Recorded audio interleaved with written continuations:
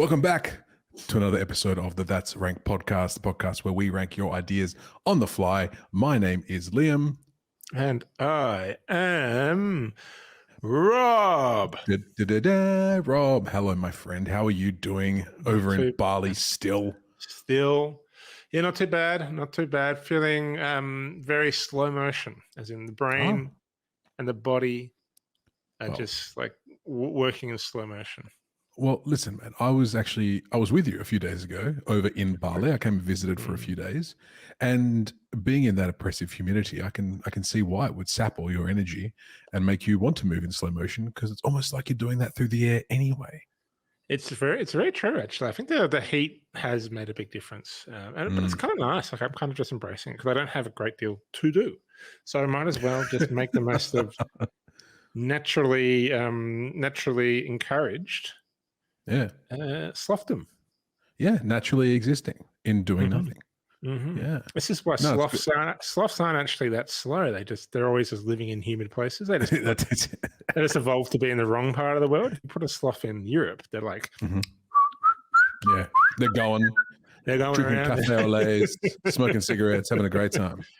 Walking around, going for runs. They're like the fastest ever.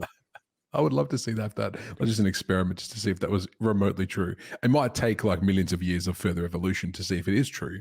But let's start it now. Let's get the sloths. Let's get the sloths back into society, into massive society. That's right. And see how they thrive. See how they thrive. No, it's been good, man. Look, and for those of you watching at home, you might notice that on the YouTube, I mean, you could be watching this anywhere. I don't really care. It's good. But you can see that my surroundings have changed somewhat into my empty house. Still got furniture coming, but god damn, it's empty and very echoey. But that's okay. Hopefully it doesn't translate too far into the sound. It's not too bad on your end, is it? Yes, it's my studio. That's right. It's a studio with a very nice looking sofa behind your corner. The chaise lounge. The chaise lounge. The rest of the couch did not come, but soon. Soon it shall. Soon it shall. Hopefully. But you've got the perfect one-person couch, so you're fine. You're fine. Yeah. My brother gets the floor. That's the rules. Exactly. I'm older. I pull rank. Yeah, that's right. So yes, but welcome back to That's Rank podcast, where we rank your ideas on the fly. And I'm sure you're wondering again, God, you guys, just you two again? Yes, but don't you worry. We've got something very exciting planned in a couple of episodes' time for our 100th episode, which is coming up, which is crazy to think about, Rob, isn't it? 100. It's a fair few episodes. Yeah, Centurion. So that means if you want to go back and listen to our archives, they're all on Spotify, Apple, Amazon, all the main ones. You can go back and listen to them. And look, I think we've got a fair few episodes on YouTube now too. So if you want to check us on there, give us a like, give us a subscribe, give us 5 stars on your preferred podcast platform. That would be much appreciated. Make a comment. Make a comment, even if it's a trolling comment. Yeah, 100%. Yeah, no, we love that. Yeah, we love that. Yeah, we love that. We want to engage in debate. We want to engage in debate in the best possible platform for it, which is in the comments section. 100%. Where else are going to get reasoned, balanced debate? Exactly. There's only one place, and that's in the comments section. So leave your vitriol there, and we'll definitely respond, because we enjoy getting onto it, and just enjoying a lovely conversation. It is true. Speaking of lovely conversations, Rob, if people want to get involved with us, where do they find us? On all the socials, where do they go? That's Rank Pod at Gmail, at Insta, at Facebook, at YouTube. That's Rank Pod. That's right. Well, all one word. Don't put spaces in there. Don't be silly. Or underscores, nothing. But no, yes, it is just the lads again tonight. So that means, once again, you can't really have a rank battle with 2 people. I mean, you kind of can, but, I vote for you, you vote for me, or vice versa. There's not really a winner, is there? So we're thinking on our feet again, Rob, aren't we? We sure are, Lam, because that's what we do around here. That's what we do. It's what we do. So here's what we're going to do tonight. We're going to spin the wheel. We're going to get our topic. We're going to have a bit of a chat about like how we would rank it potentially, and then we're going to bring up a rank online and scrutinize it, or pull it apart, or have a good old chat about theirs and see how they compare to how we would rank I think a little bit of a see how we line up with life on the internet. with the zeitgeist. How does that rank match up with the zeitgeist? And man, this is a good idea. I was impressed when you told me this idea. I was excited for this idea. And you say thinking on your feet. It sounds more like the idea that was born on the chaise lounge, which is right over your shoulder. That's like a thinking couch. That's like a thinking couch where you can lie down and sit there and go, Do you know what? Compare ranks. Stroking my chin, like, yes, we can do this. Unfortunately, it's not quite. Other people rank too. I mean, obviously, we're the premier rankers. Obviously, not as well as what we do, but there are other people who do it. Other people try. Other people try to rank them. Probably have like scientific methods. No, not us. We give it true grit and heart, and no forethought whatsoever, which is part of the fun, I think. Unfortunately, the chaise lounge is not quite softened into thinking material just yet. It's still quite, it's still firm. You need to work that thinking into it. You know what I mean? It's not quite there yet. But here's the wheel. Right. You need to think it softer. Just think softer. And eventually it turns softer in time. Never sit on it. Don't sit on it until you're ready. That's true. Or don't think on it. Sit on it. Soften it. Don't think. Yeah, don't think. Don't think. Never think. Yeah. All right, here we go. Here's what I'm going to do. I'm going to spin the wheel. I'm going to do it right now. Now, I'm not sure if anyone's noticed this on the audio, but you can't actually hear the clicks of the wheel on the audio. We've changed to a different platform, which is very good at cutting out like background noise. And the wheel is one of those noises. Maybe it's a bit closer to the microphone this time. Might get it. That's interesting. I can hear it. You can hear it? We might be okay tonight then. Just so you know, it's not rigged. Okay. Oh, we've got a cheeky cock right in the middle of the 8 and the 9. Which way would you like to go, sir? Sorry, you froze up on me a little bit there, Liam. I'm back now. Oh, I froze up, did I? Me with this Australian internet, Mr. Barley Man. What's this happening? Connection is unstable. Does say, no, connection is fairly good. Anyway, we're just going to roll with this. We're going to roll in and out. What did it come up with, Liam? This is live, everybody. Connection is unstable, just like this podcast sometimes. All right. So what I was saying to you is it's on the middle. It's on the middle between 8 and 9. Which way would you like to go? Before I give you an answer, when you say the connection is unstable, like the podcast, it also then said connection is fairly good. Just like the podcast. It's fairly good. Like the podcast. It's really good. How would you describe your podcast? It's fairly good, yeah. It's fairly good. Yeah, but listen to us, fairly good. So my choice is number 8 or under number 9. Number 9. Number 9. There it is. All right, let me get the list up over here. Okay. Interesting. We talk about this kind of topic quite a lot, but you know what? If the people want it, we'll keep giving it to them. Number 9 was sent in to us by our lovely listener, Tara. Thank you, Tara. And this rank is the best cities in the world to live. The best cities in the world to live. Now, yeah, it's a tricky one, right? Because I mean, everyone's probably going to be like, we know where Liam's going to go. And I'll try and stave it, but I probably will. But what are the criteria of a city, a good city to live? Where do you even begin?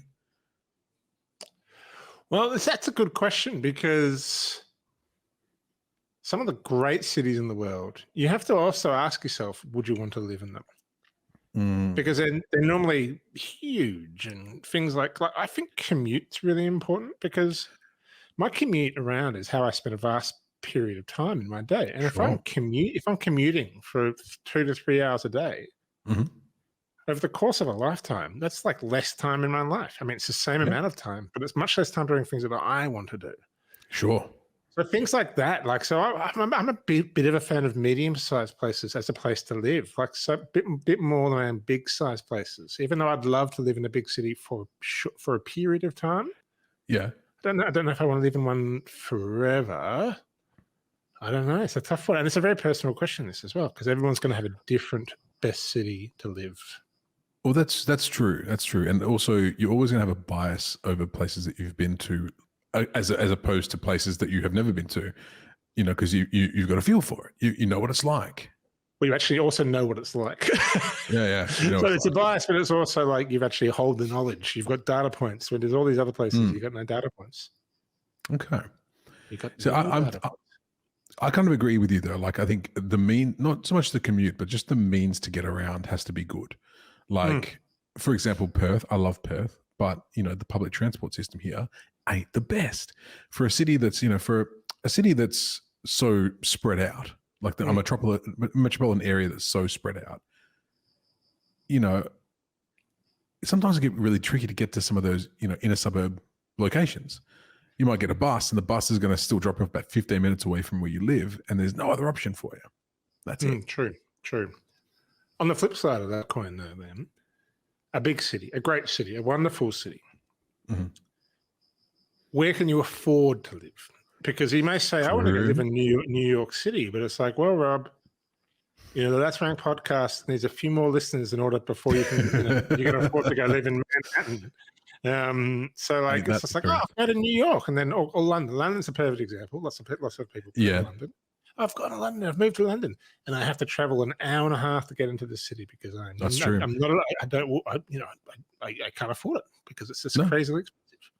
Well, I mean, New York and London are two good examples of places where you need to be like a millionaire just to afford a 15 square meter apartment in the city that may or may not have its own cupboard. This is true. However, there is one place in New York, a gentleman that me and Liam both met the other night. A shout out to Ross, because we had a good conversation. Ross? And this is just conveniently coming up because Ross used to live in Manhattan. And I was like, he used to live in Manhattan. He's like, yeah, Manhattan. And I was like, how? And he's like, he used to live in Hell's Kitchen. And Hell's Kitchen got organized as the city was developing, like the 70s and 80s. Like they had community groups, they had activists, they got organized.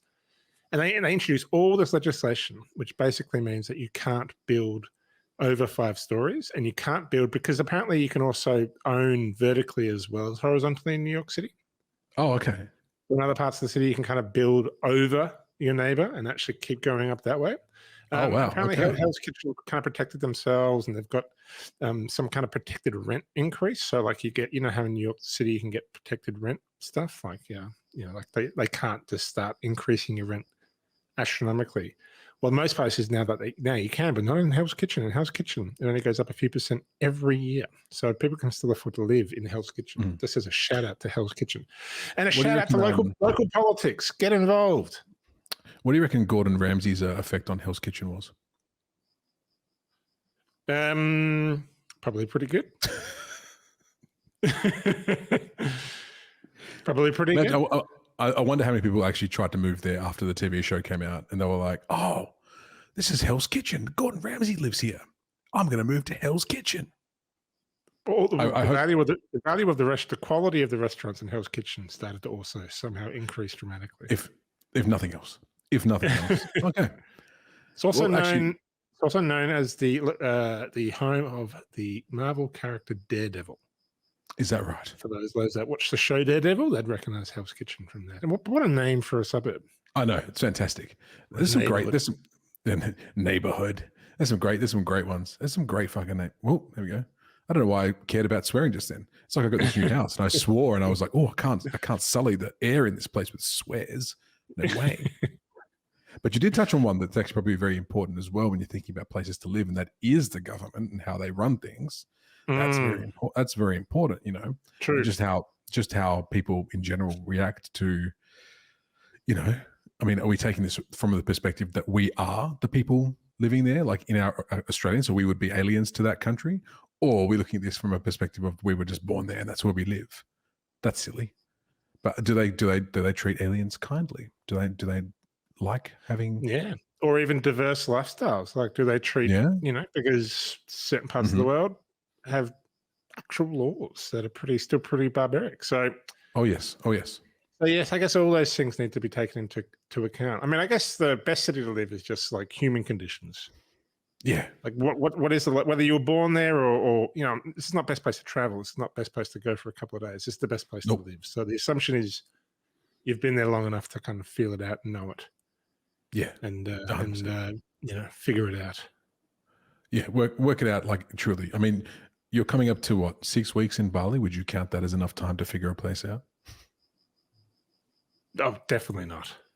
No. Definitely not. Well, if I was working here and like I'd had like a little bit more opportunities network wise, Yeah. 6 weeks is still not a long enough time, but it would have been at least like a bit of an inroad into Sure. some community here. But just traveling through it's been a little bit trickier in that respect. So Yeah. True. What else? Health, food, important. Accessibility to food, health. That's all pretty important too. But I think, see, we don't care about that stuff as much. I don't think as we probably should. I mean, I don't. I mean, I have insurance, but that's about the extent of it. But in terms of like when I know this is different to traveling, but when I go traveling, my care for health kind of dips. So if you're looking for somewhere that you're going to stop and stay, you want to make sure they're going to look after you in some capacity. If you get a bit wrong, True. I guess there's an assumption here that when you're living there, you've got the means to kind of make the most of it, I guess, and to be safe and secure. That's kind of when you make these lists. But maybe not. Maybe that's a really important thing to consider, actually. Access to healthcare and freedom from, certain impositions and things like that. So freedom from, freedom to. Yeah, all important questions to ask. So what are we doing here then? Are we going to be ranking ourselves, or are we going to be looking at I think we can I think we do a bit of both. I think we kind of have a bit of a chin wag about what we would put in our top 3. And then I'll have a quick Google and I'll see if I can share it on the screen here for everyone else to see how maybe someone, from the field or a professional or just maybe some Joe Schmo who's got their own list has ranked it themselves. And see how it compares or how it looks like that. And we can look at the list and be like, what? That place? Why? Or that place hadn't thought of that. That's actually a really, really good answer. So off the top of your scone, any that you can think of that you would put up there as a city to live? Like I have a very personal list. Sure. Like cities I would like to live. Or cities that I've lived and have enjoyed. But it's really quite a complicated question. So I personally would love to live in Taipei because I fell in love with Taipei. Like it was beautiful. It had energy, plus it was really clean and organized and easy, and it had great food. It had great access to nature. It had great access to everything you wanted. A big city. Agree. It just had absolutely everything. But it had a good transport system as well, so you could get around quite a bit. And I guess you're still quite central as well. Like if you're in Taipei, you're not just a plane ride away from other parts of Asia too, so you can still travel quite easily. That's a really interesting point to put into it actually as well, like accessibility to other places. Because that's one thing down here in Perth. We're the most isolated capital city in the world. Absolutely. So, everywhere's a very long way to go. Exactly. Even other capital cities in our country. You look at people in Europe who just literally get on a bus or a car and they're in a different capital city 3 hours later, maybe 2 hours later, maybe half an hour later. Exactly. And that is a real thing. That's a real thing to consider. But Taiwan's also got the other side of it, which is political stability. You know what I guess? Like, I guess in an uncertain, there's always some tensions there. I mean, I don't really buy into that too much myself because it's a big city and people live there, but stranger things have happened. Sure. Probably you would have said that about the Ukraine, a few years ago. It's true. You would have said that about, I remember in the 2000s, Syria was a very functioning, peaceful, beautiful place. And then obviously conflict broke out there. So you just never quite know. So there's a little bit of political. Yeah. I mean, you wouldn't know, but somewhere like Taiwan, I'd like to think that there'd be a little bit of warning before anything crazy kicked off. So if you needed to get out of Dodge, you could probably do it because that relationship between Taiwan and a few other major powers is probably okay enough so that if old mates across the way were going to, try anything on, there'd be red flags. There'd be some red flags. There'd be a few sirens. And you'd be like, right, this is my time. I got to bounce. I got to get out of here, go home. Perhaps. Pack everything up. I'm out of here. I'm out of here. Perhaps if you can, and yeah, maybe. But that's not something to be judged on this question anyway. It's a beautiful place to live. Taiwan would be on my list. Yeah. I'd put Taiwan's so Chicago. good, though. Chicago, Illinois is on my You list. love Chicago. You do love I love Chicago. I love Chicago. You know why? Because you can still get around. Like you can kind of live. It has that really charming medium city vibe, but it's not Chicago. It's I was going to say. It's not. That's the thing. But in the neighborhood, because it's got this outstretch of neighborhoods, like you can just be in a neighborhood and get to really know that neighborhood. And in the right neighborhood, like, you know, you can literally ride your bike into the city. And, you know, you can still be quite close to things. It's very easy to get around it. In the summer, the city would come alive. I just love Chicago. But in the winter, you know, a bit of a downside in the winter. I mean, Scandinavia is where they, you know, everyone says Scandinavia for these things, don't they? Because they go, well, you got healthcare, you've got all this. Yeah, I think healthcare, everything's reasonably affordable. Safety is a big one. We didn't mention safety. Yeah. Safety is huge. Yeah. Healthy amounts of xenophobia, you know, just to really throw that in there in Scandinavian. Who doesn't have that? Well, that's true. Everyone's got a little bit of that in some capacity. A little bit of racism, a little bit of this. It's just kind of how, unfortunately, the world just is. That's true. It just is how it is. But no, the weather's a big one, though. Offense, people from Scandinavia, no offense. No, but I think people who are aware of culture and how life works would not argue with the fact that their people may have some bad eggs. But you mentioned weather, Liam. You mentioned weather. Well, I was going back to the Scandi thing, because if you're going to Scandi, you best be ready for some dark, cold winters. Yeah, like you're not seeing. You're seeing the sun maybe 2 hours a day in winter. I couldn't even begin to fathom how that would work. You know, being in a place with quite ample sunlight. Yeah, look, that's a kind of a deal breaker for me. Sure, I think it would be for me too, to be honest. Like I think I'd like to go check it out, but I'm like, after a while, I'd be like, oh, geez, like. Oof. So we've just eliminated everything from above the Tropic of Cancer, Tropic of Capricorn. We are now living in the tropics, so we have sunlight. Well, we were talking about, you know, the humidity earlier, so you know, there's a flip side to every coin. Right? That is true. But and I did get I went to Chicago in the summer, right? So it's beautiful in the summer because there's such a long and difficult winter. But I think there's got to be some arts, you know, like you could also go into Chicago and see great theater and comedy and cinema and music, and there was jazz bars. It was just fantastic, like sport at the Wazoo. Yeah. Really successful sporting teams like the Chicago Bulls and the Chicago Bears. Listen, you can't say too much about the Bulls. They've had their time. They were a dynasty for a little while. And some time ago that was, Liam. Some time that was. 25 years ain't that long, mate. 25 years ain't that long. So do you want my top three? Is that what I'm supposed to, is that what you would like me to give you? Sure, top we can three? do that. I was just enjoying having a chat, but we can go top three if you want. You can chuck one out there. Okay. Well, another one, because you've got Taiwan. Taipei, sorry. Well, these are all places I've been to. That's the other thing. So I want to shout out Edinburgh, because Edinburgh's stunning and walkable. I think a walkable city is really important. But if I could live anywhere, like if you could put me anywhere, like if I was to be able to say, "Hey, Rob, where do you want to go tomorrow?" and go live somewhere for a while. Oh, it is quite the tough question. It is quite the tough question. Do you know where I'd go though? It probably might catch people by surprise. Rob, where would you go, mate? I would probably go to the city of Bangkok. Oh, okay. Why do you reckon that would surprise people? I just don't know if its reputation is the best. I think a lot of people pass through Bangkok and they find it pretty crowded, and they find it like, you know, it's not like this.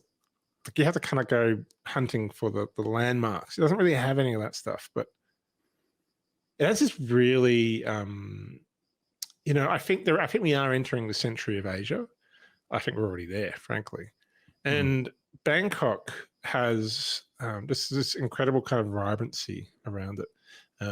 And it's a central part of all of Asia. You can get anywhere from Bangkok, absolutely anywhere. It's literally central hub. It is in the middle, like it is smack right in the middle. I think Mm. Thai food, I think Thai cuisine is the best cuisine in the world. I think Thai people are just fantastic people. I think Thai massage is the best massage. I think there's emerging kind of restaurant scene, which is probably no longer emerging. Like it's fairly well established, of just like some incredible restaurants in Bangkok. Great public transport system, great weather. If you can kind of handle, but again, it's the precursor if you can afford it, because sadly, along with all the development that's happened in Bangkok, it's becoming unaffordable for the people that have kind of always lived there. So there's always that flip side, but we don't need to dwell on the flip side. Let's just say there's a flip side. Let's just say there's a flip side to everywhere and literally everywhere. There literally, yeah, 100%. But that's gonna happen. That's happening everywhere. That whole like pushing people like from places that they've grown up in, and just because things are developing, things are moving upwards at a rate that the rest of society can't keep up with. It's a pretty common issue. Oh, and inequity of wealth and all that kind of stuff, and but that's besides the point. So we're just assuming that we're living like our best beautiful privileged lives in these places, and Bangkok would be a fascinating place to do it. It's got kind of a thriving art scene. It's got a great cinema culture. It's got like lots of jazz bars and things like that. It's kind of become a bit of a cultural hub. You've got so many little pockets where you can get anything you want, food wise. It's just lovely. I would love to live in a big metropolis like that for a while. I mean, maybe Tokyo as well, obviously, or Fukuoka. If I was going to live anywhere in Japan, it would be Fukuoka or Tokyo. I think, because everyone knows I'm going to mention Japan at some point, so I may as well just jump in on it now. But I reckon, because that's the thing. Like, I'd actually probably go. Like, Fukuoka was great when we went there because it was a much smaller city. Still had everything that you needed, but it just had a much better vibe to it than a Tokyo. But I think if I was going to choose one of the larger metropolises, I'd probably go Osaka, because I think Osaka has like has a bit more character than Tokyo. Like Tokyo's like more of the business hub, the business center. So it's a bit more polished. Whereas Osaka has a lot more like grunginess to it, a bit more underground scenes, a few more like art scenes and bars. There's plenty of bars. It's got all that. It's got a bit of an edge to it. I like a bit of edge. What about Kobe? See, Kobe, I was not huge on, when I must admit.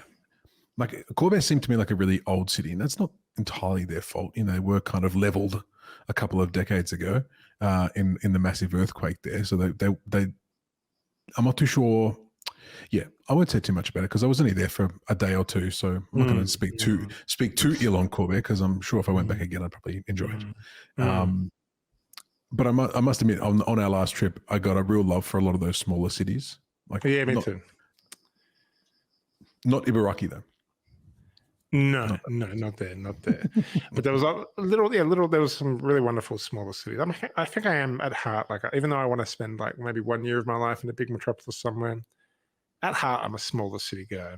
I have the same. Yeah, I can see that too. I think in my core, I think I'm a bigger city guy. Like, if I'm going to push towards other places in Asia, because like you said, and we've talked about this before on the podcast, but I reckon Singapore would be great to live. Downside, crazy expensive to live there. Downside, some pretty strict laws that I think get glossed over quite a lot based on just the glamour and kind of, in its inclusiveness, it is super exclusive, I think is the best way to put it. And conservative. Conservative, it's super crazy conservative. And politically, it's one of those countries which is set up where, like, it's a democracy, but like it's something along the lines of like there's like 30% that's locked in to some.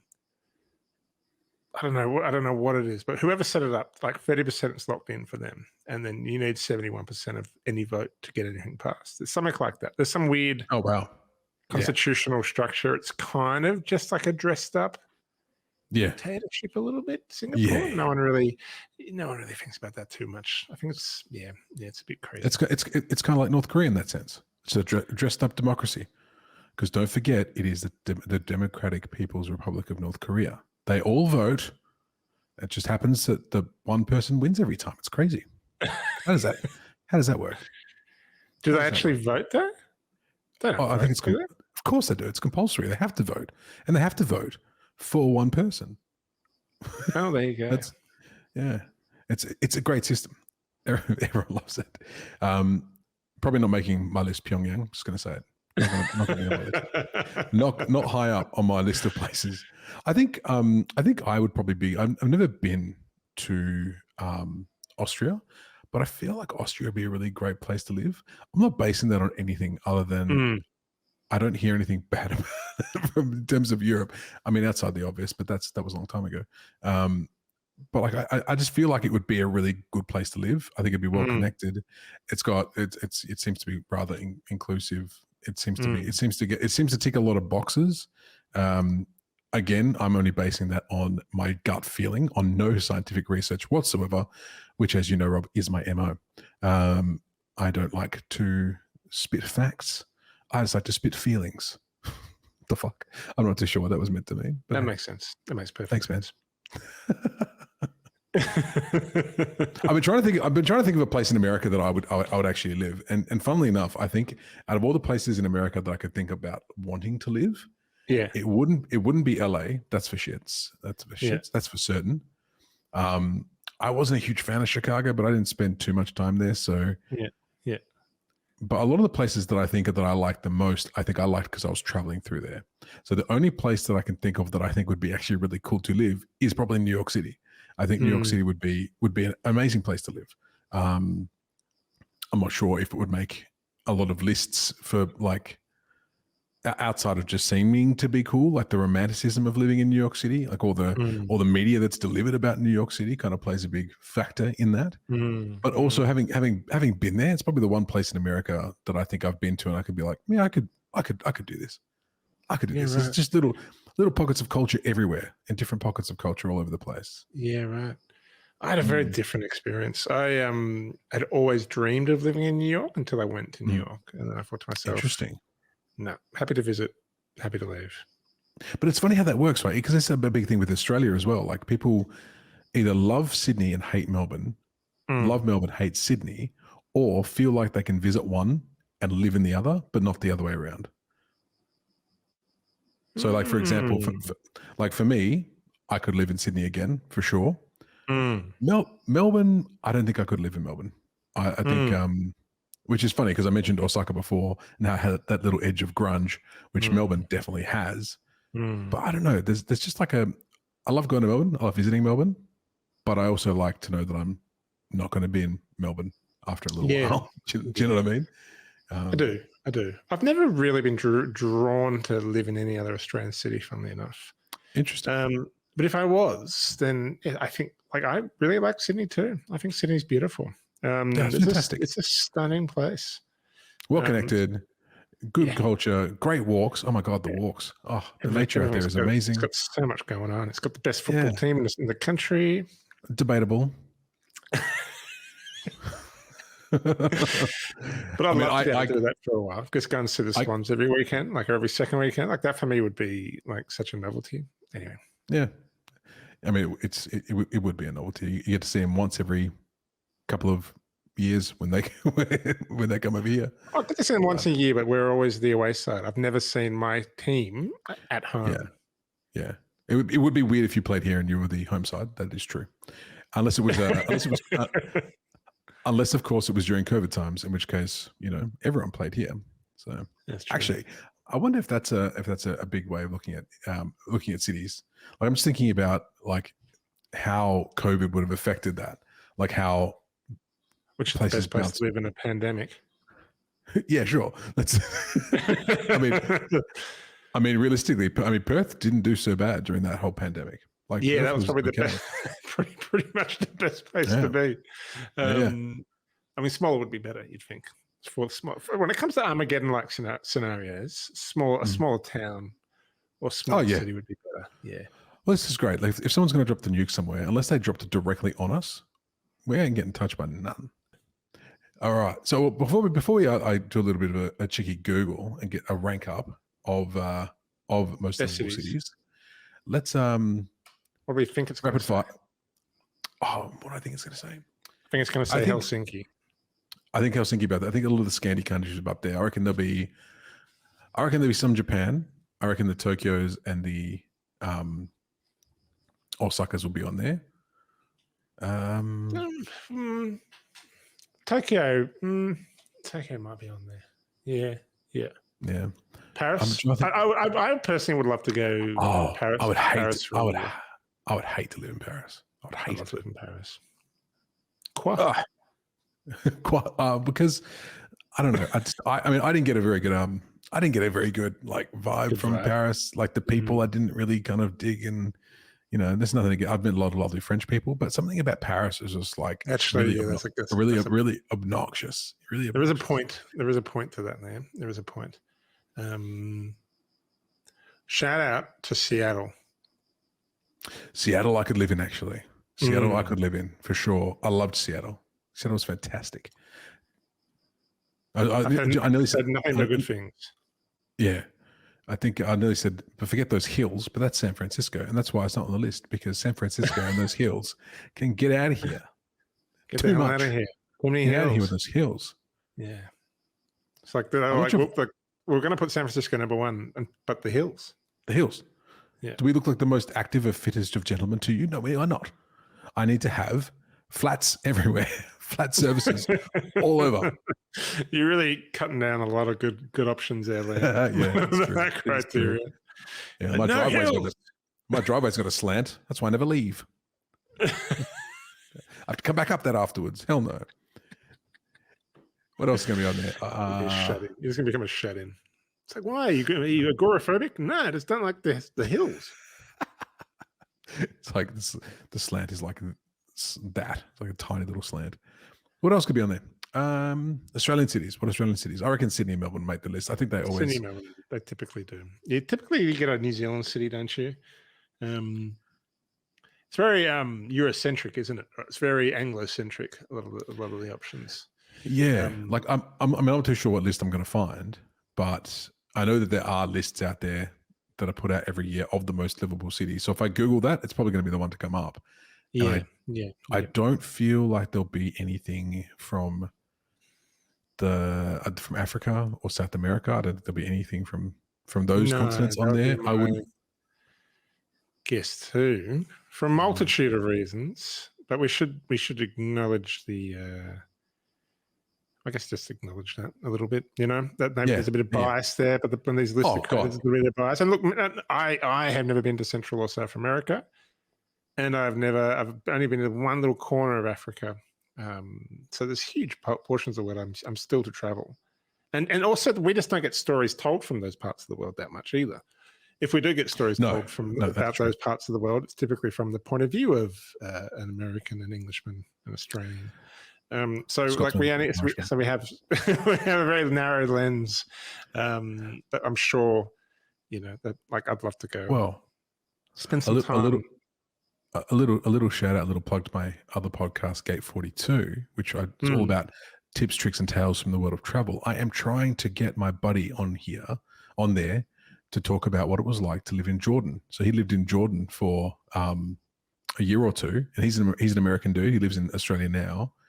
And I'm just fascinated to know what his experiences were like, because we don't hear anything from that part of the world at all. They could be in the list. You might get Dubai. You might. Dubai might be in the list because those places are insane. Like the whole city feels like a posh hotel. I just want to shout out to Montevideo, the capital of Uruguay. Montevideo. Why do you want to shout out Montevideo? I say video. Montevideo. Montevideo. Montevideo. I have to say, sounds like one of those corner stores. Sounds like one of those corner store like VHS stores you used to have as a kid. Yeah. Where'd you get that from? Oh, just from Monty's videos down the road. Monty's videos. I've just said very good things. Very good things. There you go. Montevideo and Uruguay. You have as much reason for that as I said about Vienna, Austria. It's the same. All right. I had a little cheeky Google just now. And I have an article here. Okay. From Forbes, which is a fairly well-to-do. Let's see if I can present it and share it on the screen. 1 second. Ciao. Forbes. Here we go. Top 10 places to live if you're a billionaire. Yeah, could you imagine? Yeah. I mean, that's what we're doing here, for sure. What do you reckon? That's right. Where would the billionaires like to live? On Probably an island. The remote. They wouldn't live in the cities. They're buying their own island. They're living some James Bond like lair, like on some tropical island. Some fancy cave looking out. Oh, scrolling down. So I can see your screen and I'm seeing over what? Here the winners. Does it say there in the article how it's been judged? Yes. Well, I was just having a quick read. So it's done by the Economist Intelligence Unit, which I think is the one who does every year. I think they change their criteria every year. Oh, here we go. The index covers 172 cities with rankings based on a number of categories, including stability, healthcare, culture, education, and infrastructure. Infrastructure should eliminate most of America, North America, or the United States of America, specifically because their infrastructure is horrible. All right. Yeah, seriously. It's actually kind of startling and amazing. Come on, Forbes, give me a list. Where's the list? Scrolling the US. down. I don't care about the US. Oh my God. Forbes, I don't want to read an article. I just want the numbers. But this is how they write articles these days. Actually, biggest changes. This could be. Read biggest changes. It wouldn't surprise me if I got to the bottom of this. They're like $15 for the list. Making some of the biggest changes here. 8 of the top cities.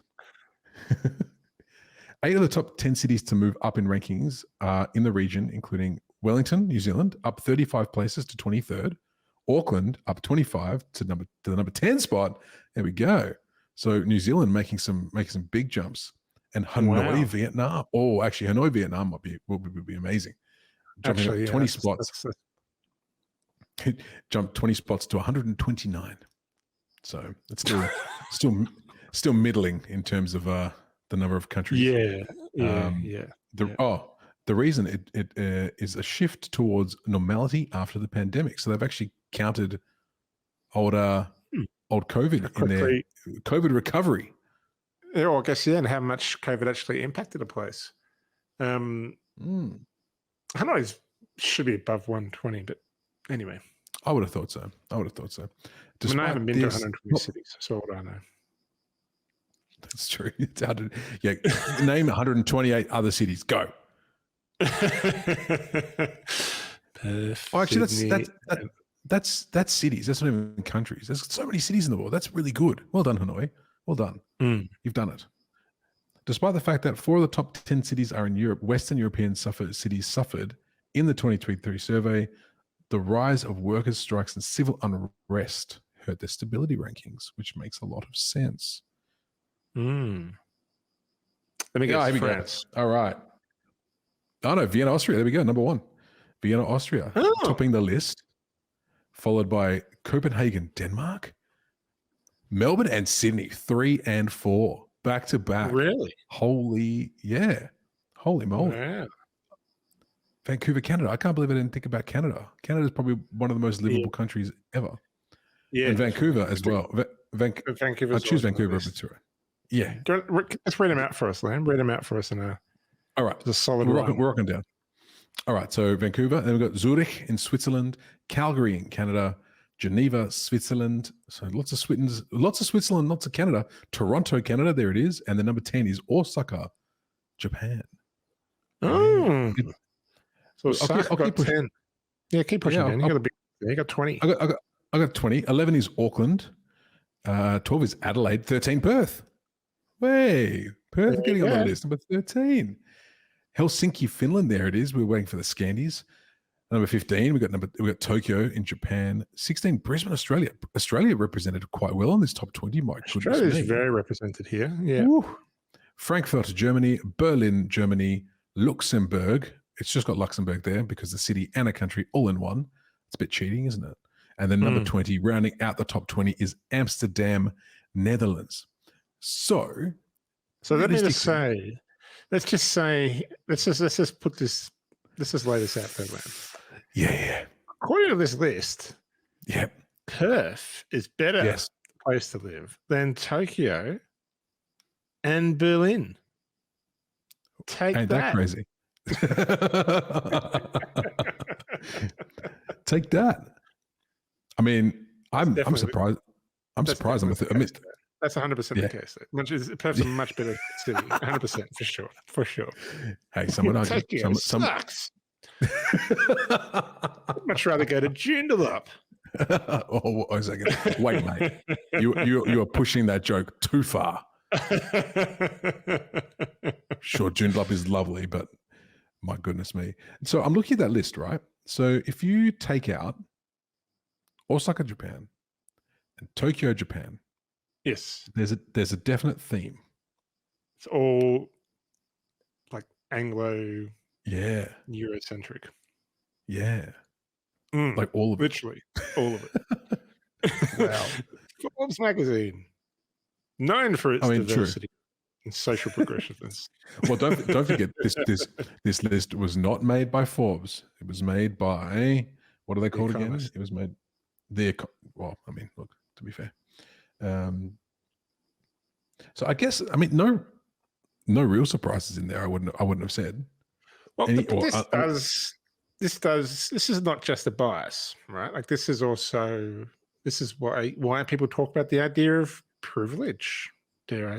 Because guess what? Yeah. Like they do look at infrastructure, like you said, infrastructure, access to healthcare, like all those things, access to parks, access to wildlife, access to facilities and utilities, all those things, reliability of all those things. And guess what? Like, there's a concept that there has been a privilege in being born from European colonialism that hoarded all the money, and built all the things and developed like all these, I don't know, cities, and I think that's changing, but the reality is it's still very much a thing. There's still very much an inherent privilege depending on where we come from, and who we are, and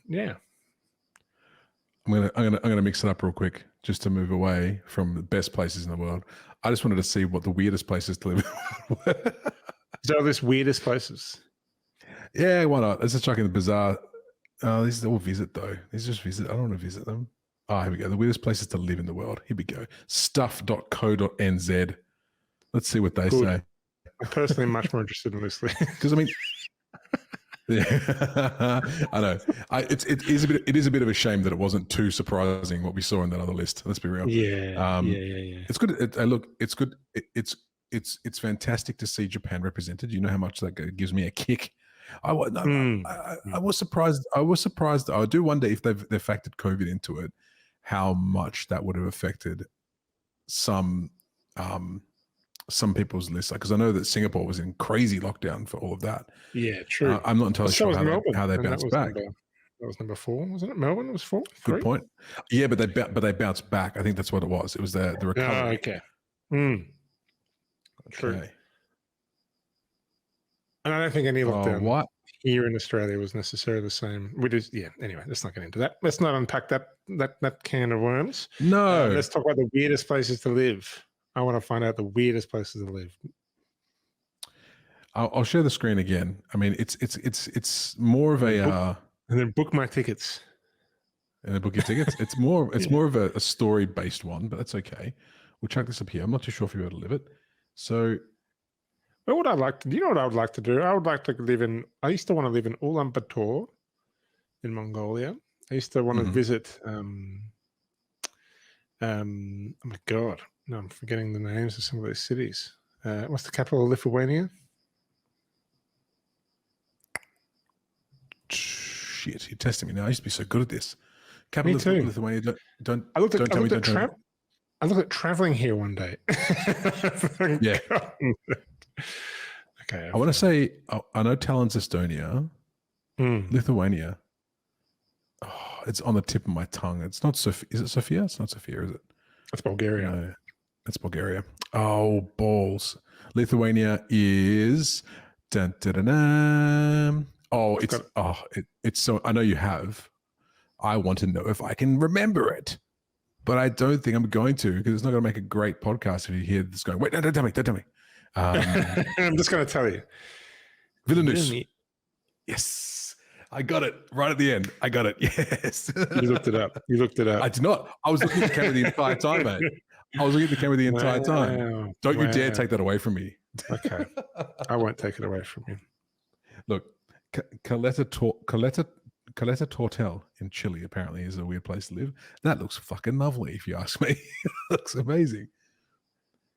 Gosh, this doesn't beautiful. It doesn't actually give any reason as to why it would be weird. It just kind of goes, yeah, it's in Patagonia. That's pretty weird. So, Mata in Tunisia, Star Wars fans. Oh, okay. I see what they're doing. So I don't think this is going to give us a really comprehensive list. I think it's just kind of going, check out this Star Warsy place. Yeah, kind of interesting. Still, I'm still interested to see what it says. See, did this? Why have they given? Okay, like this is no disrespect to Egypt, but if you look at this place, Manshiat Nasser in Egypt, and I probably butchered how you say that, they haven't chosen the best picture for this.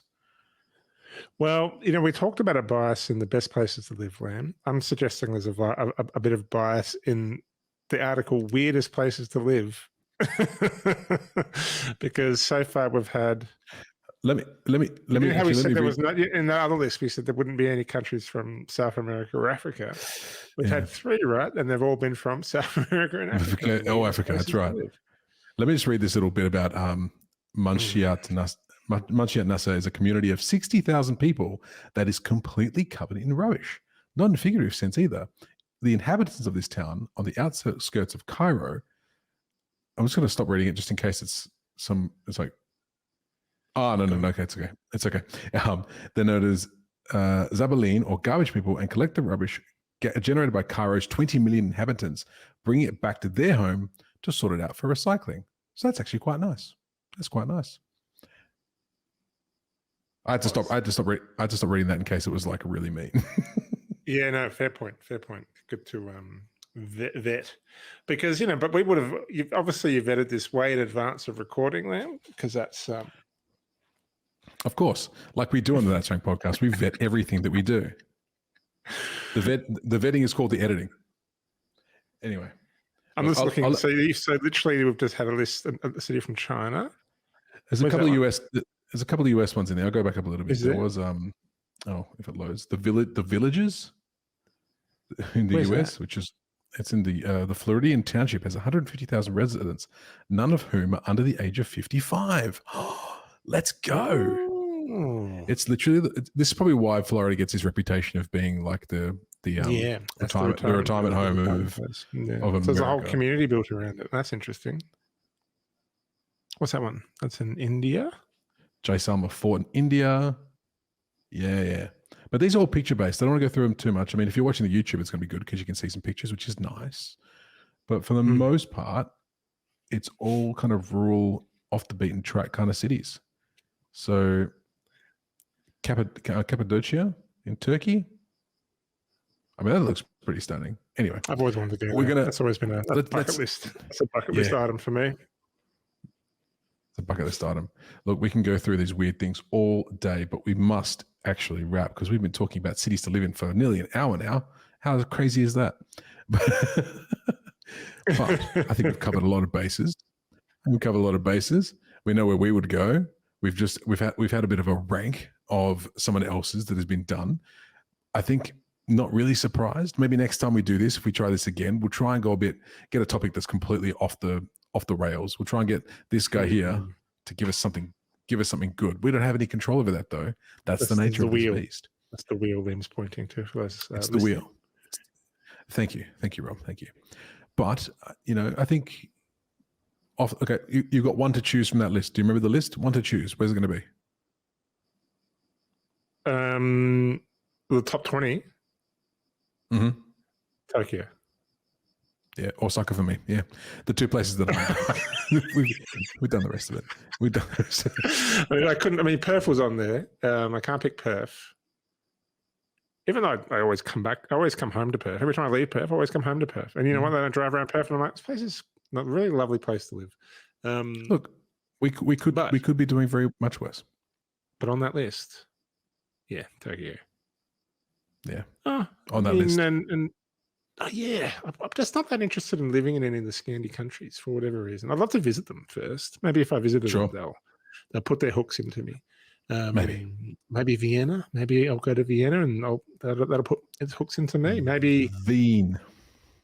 You know, I don't know. So who knows? There's a lot of places I'd like to go still. I still need to go to. You know me. I could visit all those other Scandi places. I'm still going to come back to somewhere in Japan probably. That's just how it is. That's just how it's going to be. Maybe not. Who knows? But on the spot, though. Yep. So Fukuoka. So I wasn't quite clear. And you said Osaka. You said you'd live in Osaka if it had to be one of the big cities. But if it didn't have to be a big city, would you live in a smaller city or even a smaller town in Japan? Of course. And like, if you had to live anywhere in Japan, where would it be? Live. Yeah. That is the rank. Live. Funnily enough, do you know what? I'm going to say this. I'm going to say a place that I've never been to in Japan, because I think, based on the stories I've heard about it and the general vibe of the place, I actually think I would live in Sapporo, in Hokkaido, up the very top. Sure, the winters would be horrible, but hey, they have beer. They brew beer. They have beer. And realistically, at the end of the day, what else do you need? Oh, you need Dear Forbes magazine, did you account for beer access? That would drastically change your list. Vienna might still be on top. Berlin probably will pump up a little bit. Most Australian cities. Actually, do you know what? Most Australian cities, and probably still Tokyo and Osaka too. Let's be fair.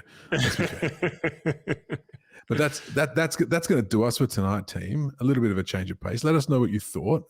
Hopefully, next time we can do this again and get something a bit more surprising, I guess, in our in the list that we find. But let us know what your thoughts are. Let us know what city you would like to live in, most of all, and just leave it in the comments down below. Get involved on the socials. Let us know all the things. Mr. Rob, do you perchance have any final thoughts? My mind is swimming, Liam, with many thoughts coming from this rank this evening. And I'm not going to delve into the politics of these lists, because I think I've alluded to those, but those left me thinking a little bit.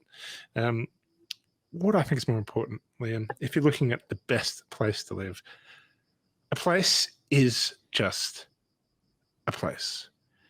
Do not let anyone else tell you what the best place to live is. All of us need to go out there and find that best place for us. That may be in our homes. That may be the places we were born. That may be the places that we move to and find new families and new homes. Or we make a home. Wherever you have chosen to make your home, I hope that place is, in fact, the best place to live. Amazing. Look at that. This is why I give you this job, my friend. This is why I give you the final thought, because you are amazing at them. God damn. Wherever I leave my hat, that's my home. That's my final song. Thanks, Liam. All right, everybody. Thanks for listening, everybody. Bye, everybody. See you next time.